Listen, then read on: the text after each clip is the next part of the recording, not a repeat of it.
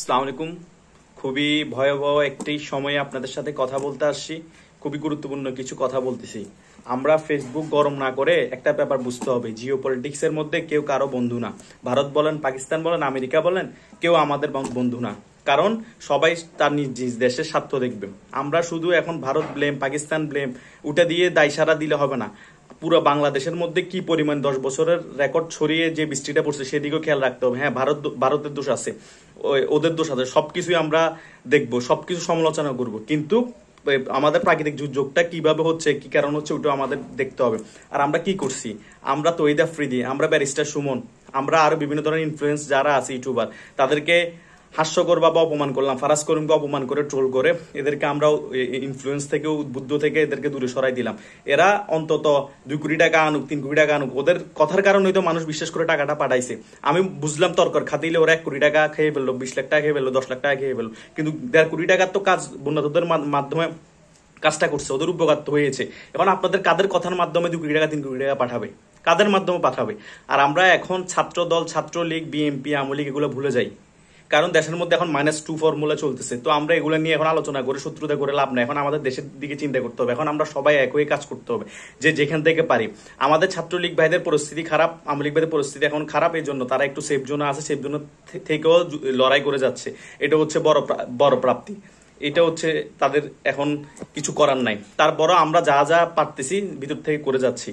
এখন আপনারা সবাই যা যা পারেন তাদের সাধ্যমতো চেষ্টা করে যান, যেটুকু পারেন ফেসবুকে তথ্য দিয়ে, আর কিভাবে কিভাবে করতে হবে না করতে হবে, যেভাবে পারেন সেভাবে করে যান।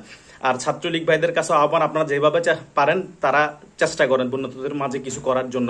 ছাত্রদল ভাইদেরকেও বলতেছি, যে আমার যারা আছেন ছাত্রজীবী তাদেরকেও বলতেছি, পরে আমরা রাজনীতি করতে পারবো। এই টাইমে রাজনীতি করার সময় না আমাদের। বন্যা থেকে যদি মানুষ বাঁচে, দেশ বাঁচে, পরে আমরা রাজনীতি করতে পারবো। রাজনীতি করার জন্য সময় পড়ে আছে বেঁচে থাকলে।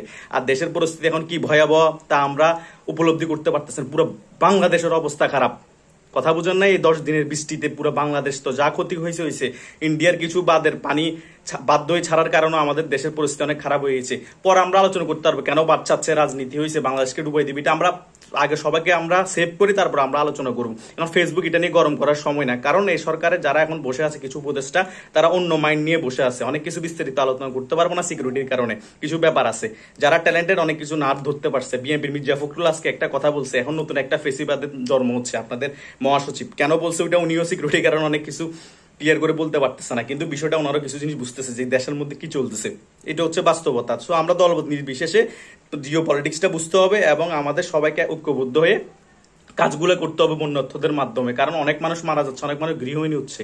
কারণ বন্যাটা হবে যে এটা আগে সরকার যে ছিল সেও বলেছে আগস্টের জন্য প্রস্তুতি নাও, কারণ আগস্ট বড় একটা বন্যা হতে পারে। আমরা এগুলা তখন ধ্যান দিনে, কারণ আমরা ছিলাম তখন সরকার আন্দোলনের পক্ষ বিপক্ষ যুদ্ধের ময়দানের মধ্যে ছিলাম, তো এগুলো গুরুত্ব দেয়নি। আর 20 তারিখ যে ইন্ডিয়া একটা নোটিশ দিছে, ওই নোটিশটা আমরা ফলাভাবে কেউ অ্যাকসেপ্ট করি নেই। কারণ আমরা এখন রাজনীতি করবো, মানে মাইন্ড গেম খেলতে হবে। ইন্ডিয়া বিদ্বেষ তো আগে থেকে আছে, এখন তৈরি করতে পারলে সরকারটা স্টেবল হবে। ইন্ডিয়াকে আমিও পছন্দ করি না পার্সোনালি, কিন্তু আমরা সব জায়গায় ইন্ডিয়া পলিটিক্স ইন্ডিয়াকে টানিয়ে আনতে পারবো না, পাকিস্তানকে টানিয়ে আনতে পারবো না, আমেরিকা টানিয়ে আনতে পারবো না।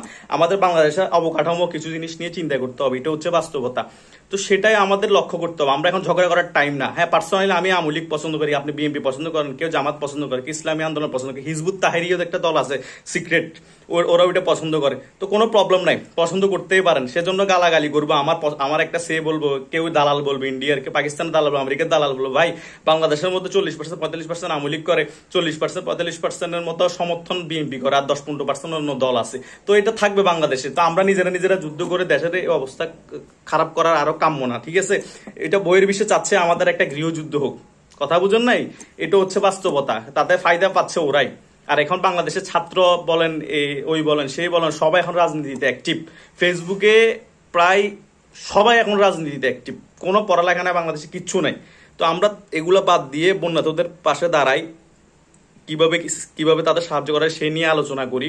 আমরা এখন জিও পলিটিক্সের আলোচনা বাদ দিই, ইন্ডিয়াকে গালি দেওয়া বাদ দিই, পাকিস্তানকে গালি দেওয়া বাদ দিই, দালাল রাজাকার এগুলোও বাদ দিই, কিছুদিনের জন্য বাদ দিই। পরে আমরা রাজনীতি করতে পারবো। আগে দেশ বাঁচাই, মানুষ বাঁচাই, তারপর আমরা রাজনীতি করব। জিও পলিটিক্স নিয়ে আমি আরো গভীর একটা আলোচনা করবো। এখন জাস্ট সিম্পলি কথাগুলো বলতেছি, বাধ্য হয়ে বলতেছি, কারণ স্ট্যাটাস দিয়ে অনেক কিছু বলা যায় না। স্ট্যাটাসে অনেক দিয়ে কিছু বলা যায় না, কারণ মানুষ নেগেটিভলি নেই। আমি মনে করে আমি এর পক্ষপাতিত্ব করতেছি, কে মনে করে পক্ষপাতিত্ব করতেছি, জিনিসগুলো খারাপ লাগে ভাই। সবাই জিনিসগুলো বুঝে, কিন্তু মনের আবেগের টানে কেউ একটা দলকে ভালোবাসে, কেউ একটা জিনিসকে ভালোবাসে বিদায় ওই একটু ওই জিনিসটাকে প্রায়োরিটি দেয় বিদায় সবাই কমেন্ট করে। আমিও বুঝি, আমার অনেক ছোট ভাইও করে, বন্ধুরাও করে। এটা হচ্ছে বাস্তবতা। আমি ওর সাথে মিললে তখন আমার মনুষ্যত্ব আছে, আমি যদি ওর সাথে কথাটা মানে না মিলে আমার মনুষ্যত্ব নাই। আমি যখন ওর সাথে কথাটা আমার মিলবে তখন আমি সব ঠিক আছে, আমি মেচিউর, আমি তখন শিক্ষিত, আমি অনেক জ্ঞানী। আর ওর সাথে আমার যখন মিললে আমি তখন অজ্ঞ, আমি তখন দালাল। এটা হচ্ছে আমাদের বাংলাদেশের প্রেক্ষাপট, এটা আমিও। সো এগুলাতে একটু বিরত থাকি কিছুদিনের জন্য, দেশটা নিয়ে একটু চিন্তা করি ভাই। গালাগালি একটু পরে করবো, ঠিক আছে? রাজনীতি আমরা জিও পলিটিক্স নিয়ে আলোচনা করবো, বিদেশটা তৈরি করবো, সমস্যা নাই, কোনো প্রবলেম নাই, আমরা বেঁচে থাকলে করতে পারবো। এখন দেশটা নিয়ে একটু চিন্তা করি ভাই। আশা করি ব্যাপারগুলো বুঝতে পারছেন। সবাইকে ধন্যবাদ, আসসালামু আলাইকুম। আবারও আসবো জিও পলিটিক্স নিয়ে কিছু ব্যাপারে কথা বলতে। ধন্যবাদ।